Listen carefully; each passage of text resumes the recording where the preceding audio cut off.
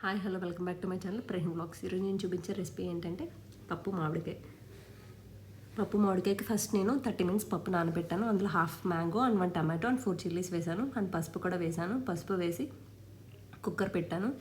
4 whistles వచ్చేదాకా 4 whistles కూడా slow ఫ్లేమ్లో వచ్చేదాకా ఉంచాను. ఎందుకంటే అప్పుడే పప్పు బాగా ఉడుకుతుంది. ప్రెషర్ అంతా పోయేంత వరకు పప్పును అలానే ఉంచండి. కంగారు పడి ప్రెషర్ పోయేదండి. ప్రెషర్ మనం బలవంతంగా తీయకండి. తీస్తే పప్పు ఉడకదు. పప్పు ఇలా ఉంది ఏంటని అనుకోకండి. మన స్పూన్తో ఒక్క స్మాష్ ఇవ్వగానే మెత్తగా అయిపోతుంది. చూసారా, నేను స్పూన్తో స్మాష్ చేశాను, మెత్తగా అయిపోయింది. తగినంత సాల్ట్ వేసుకుని మళ్ళీ తిప్పాను. నాకు పప్పు కొంచెం వాటరీ కన్సిస్టెన్సీలో అనిపించింది.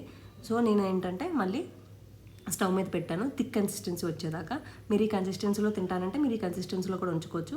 మేము కొంచెం థిక్ కన్సిస్టెన్సీలో తింటాం కాబట్టి మళ్ళీ స్టవ్ మీద పెట్టి మాకు వచ్చే కన్సిస్టెన్సీ దాకా ఉంచుకున్నాను. లాస్ట్లీ తాలింపు పెడుతున్నాను. ఒక బాండీ తీసుకున్నాను. అందులో కావాల్సినంత ఆయిల్, బాగా చితకొట్టుకున్న వెల్లుల్లి, అది గోల్డిష్ కలర్లోకి రావాలి. అప్పుడు కరివేపాకు, జీరా, ఆవాలు, ఎండుమిర్చి. మీరు కావాల్సిన పప్పులో కారం కూడా వేసుకోవచ్చు. మా ఇంట్లో చిన్న బాబు ఉన్నాడు కాబట్టి నేను కారం వేయలేదు. మీరు అది కూడా వేసుకోవచ్చు.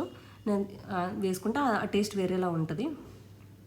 వేసిన తర్వాత ఎప్పుడు నేను ఇచ్చే టిప్ ఏంటంటే పప్పు తీసుకెళ్ళి తాలింపులో వేయండి. తాలింపు తీసుకెళ్ళి పప్పులో వేయద్దు. నేను అదే చేస్తాను చూడండి. ఎందుకంటే మనం తాలింపు పెడతాం కదా, బాండీకి మంచి ఫ్లేవర్ ఉంటుంది. ఆ ఫ్లేవర్ అంతా పప్పుకు పడుతుంది అనమాట.